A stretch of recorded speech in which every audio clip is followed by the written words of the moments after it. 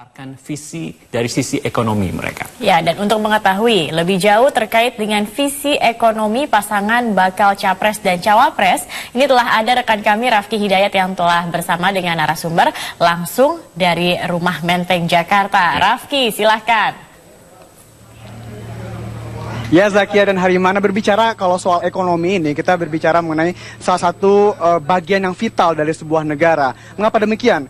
Bapak bangsa kita sendiri, Soekarno, juga pernah menempatkan ekonomi ini, yaitu ekonomi yang berdikari dalam konsep Trisakti yang diusungnya. Nah, berbicara soal ekonomi kita ini yang bisa disebut masih terus berkembang saat ini, kita juga tidak boleh melupakan mengenai para pengusaha, para entrepreneur, dan juga para profesional. Karena mereka lah yang menggerakkan ekonomi ini langsung di masyarakat. Nah, ternyata mereka telah melabuhkan dukungannya kepada Jokowi JK. Di sini ada dua narasumber kami, yaitu Bapak Franky Sibarani dan juga Bapak Bramantio Johan Putro. Dan mereka ini adalah perwakilan dari entrepreneur serta profesional. Nah, Pak Franky, ini siapa saja yang kemudian ada di sini dan memberikan dukungan kepada Jokowi JK? Ya, yang hadir di sini itu profesional-profesional yang mewakili profesional yang ada di Indonesia. Kemudian entrepreneur muda yang umumnya bergerak di usaha yang segmentasinya itu di kelas A dan B. Kelas A dan B ini berarti yang golongan menengah ke atas ya? Ya, menengah ke atas. Jadi kalau tadi misalnya ada pengusaha restoran misalnya, ada pengusaha IT misalnya. Nah, jadi mereka ini yang lebih banyak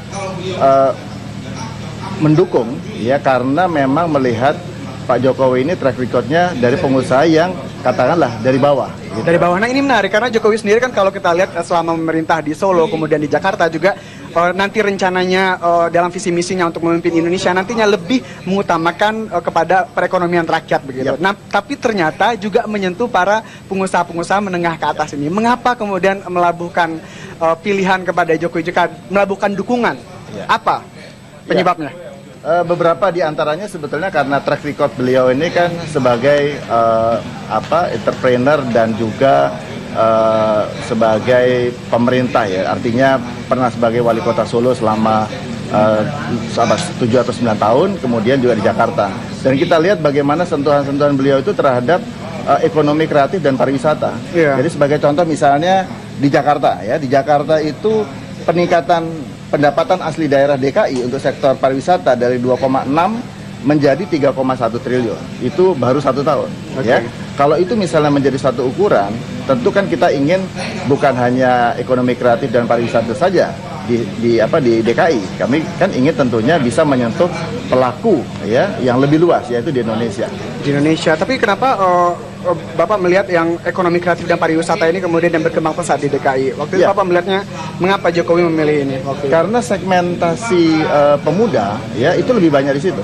Ekonomi kreatif ya. Ekonomi kreatif. Apakah itu kuliner misalnya, production games ya, kemudian ada arsitektur ya, dan kemudian juga ya saya kira masih banyak lagi yang lain yang sebenarnya itu banyak memperkerjakan orang-orang kreatif Indonesia. Orang kreatif. Ya, jadi kita ingin Pak Jokowi itu menjadikan Indonesia kreatif. Indonesia yang kreatif. Jadi mungkin yang belum tersentuh sebelumnya, orang-orang muda yang potensial di sini tersentuh. Nah, nanti kita akan bicara juga dengan Mas Bram dan melihat sebenarnya kendala-kendala apa yang selama ini dihadapi oleh para entrepreneur dan juga melihat nanti untuk kedepannya ini Indonesia tidak berdiri sendiri. Indonesia adalah bagian dari lingkungan regional dan lingkungan internasional juga. Apakah Jokowi ini dengan visi misinya akan kita bedah nanti bisa membawa Indonesia maju di kemudian hari. Tetap bersama kami di Wide Shot Metro TV.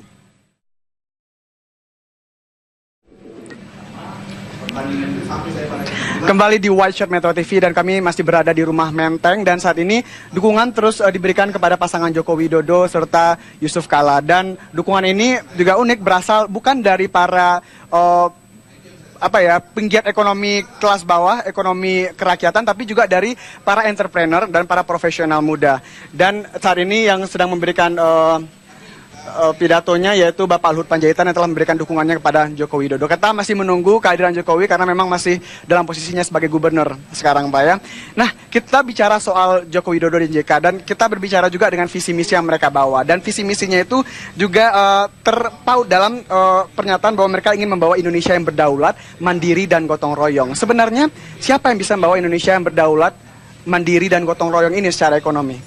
Ya, saya kira kalau pertama, mungkin kalau kita lihat dari kedaulatan ya, sebetulnya yang diinginkan adalah bagaimana kita dapat berdaulat secara ekonomi, ya, kemudian juga politik, ya, budaya. Jadi tiga hal ini yang saya lihat memang diusung oleh visi misi Pak Jokowi. Ya. Secara ekonomi, Pak Franky, siapa yang bisa membawa ini? Apakah memang para profesional ini? Nah, kalau kita sudah masuk di dalam ranah ekonomi, nah disinilah peran profesional. Karena saya yakin di semua lini, apakah itu entrepreneur maupun dia pegawai negeri swasta, pegawai negeri sipil pun, itu harus punya jiwa profesional. Jiwa profesional. Ya, profesional. Kenapa? Karena sudah semakin terbuka, dan saya lihat memang Pak Jokowi mendorong untuk supaya terciptanya profesional atau sekolah-sekolah, ya, sekolah-sekolah menghasilkan orang-orang yang bisa memiliki kompetensi yang tinggi, yang unggul. Nah, kita akan bicara ke sana, tapi saya ke Mas Bram dulu, karena ini kan menarik karena sebenarnya jumlah para wirausahawan Indonesia itu baru 0,2%. Padahal untuk targetnya untuk bisa membuat negara itu maju, minimal punya wirausahawan sebanyak 2% dari jumlah penduduknya. Ini kendalanya apa selama ini? Saya kira kendala utamanya adalah satu di sektor di dunia pendidikan.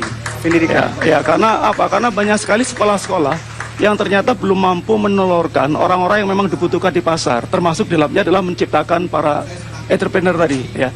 Nah, saya kira terkait dengan visi Pak Jokowi, saya kira sangat tepat kalau Pak Jokowi akan membenahi pendidikan mulai dari dasar.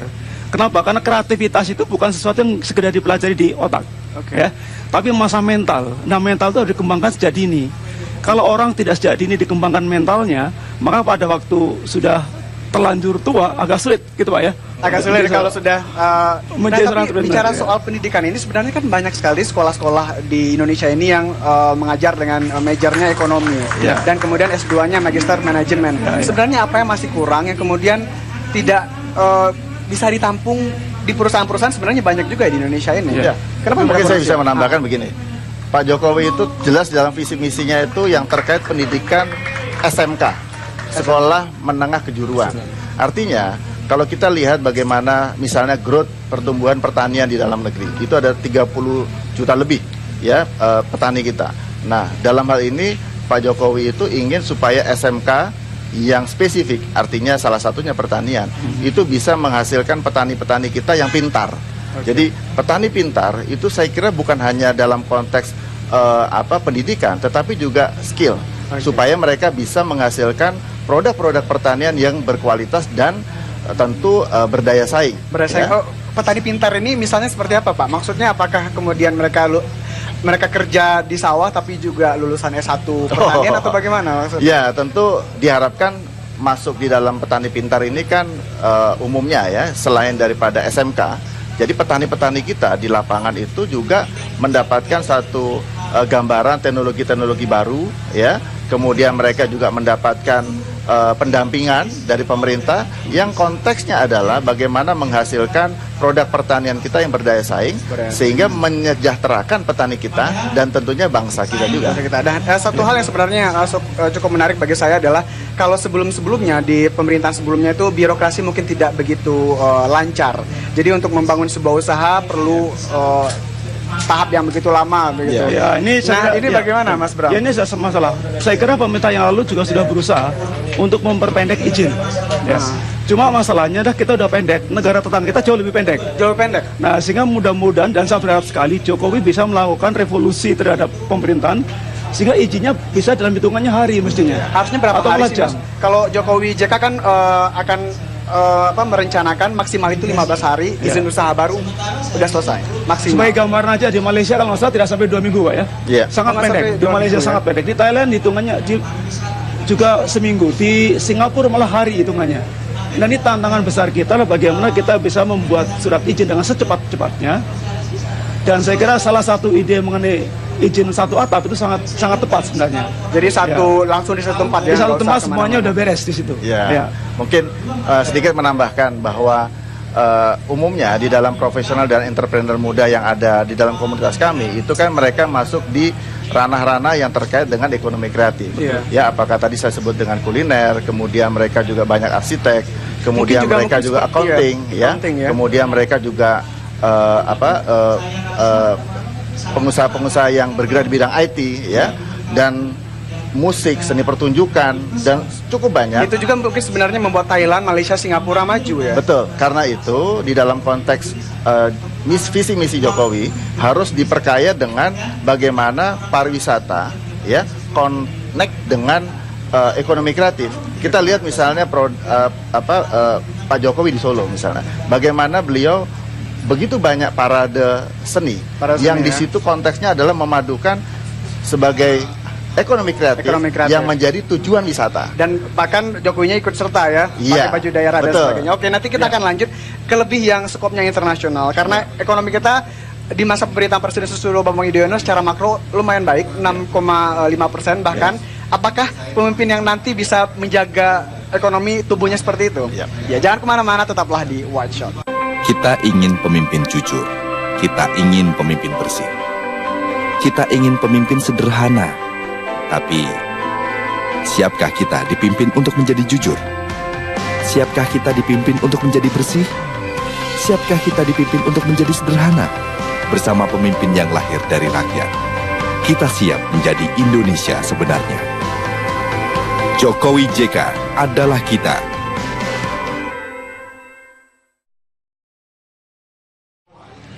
Ya, kita berbicara soal ekonomi di sini dan ada para entrepreneur serta profesional. Nah, bicara soal ekonomi ini, meskipun pemerintahan sebelumnya yang dipimpin oleh Presiden Susilo Bambang Yudhoyono banyak dikritik, namun secara ekonomi makro ini kita bisa disebut lumayan baik, Pak. Ini pertumbuhan ekonomi di atas 6% meskipun pada kuartal awalnya cuma 5,2%, tetapi secara internasional kita dianggap sangat menjanjikan nantinya. Nah, apakah Jokowi JK yang membuat Bapak mendukung ini juga bisa membawa ekonomi yang sama, setidaknya mempertahankan posisi itu? Siapa? Mungkin Pak Bram dulu. Kalau saya cenderung percaya bahwa Pak Jokowi bisa membawa kita untuk ekonomi pertumbuhannya di atas 6,5%. Kenapa? Ya, kenapa? Karena kemampuan beliau untuk menggerakkan seluruh sektor di Indonesia dan juga seluruh lapisan ekonomi. Jadi maksudnya dari bawah kemudian bagaimana bisa di? Ya, artinya begini, katakanlah Pak Franky punya usaha. Kalau selama ini misalnya banyak terkait dengan sektor di luar negeri, dengan mengandalkan ekonomi dari bawah, maka otomatis seluruh sektor dari kecil menengah besar akan bergerak semua. Ini yang bisa mendorong ekonomi kita salah satunya untuk memajukan dan juga Jokowi juga berusaha untuk memanfaatkan seluruh daerah. Misalnya daging sapi diambil dari NTT, kemudian beras dari Makassar. Dan apakah ini juga akan membantu nantinya? Dan jangan lupa juga satu isu yang juga perlu kita perhatikan adalah mengenai pemerataan. Pemerataan ekonomi. Dengan melingkan berbagai daerah, maka otomatis ekonomi akan merata ke seluruh Indonesia, bukan bertumbuh di satu lokasi saja. Nah, Pak Franky, sebenarnya banyak saya dengarnya cukup menyeramkan bagi Indonesia karena Asian Community 2015 ini pasar terbuka, siapapun bisa bekerja kemudian nanti di Indonesia. Sebenarnya posisi kita bagaimana sekarang? Apakah sudah siap? Ya, yang paling siap itu justru sektor pariwisata. Ya.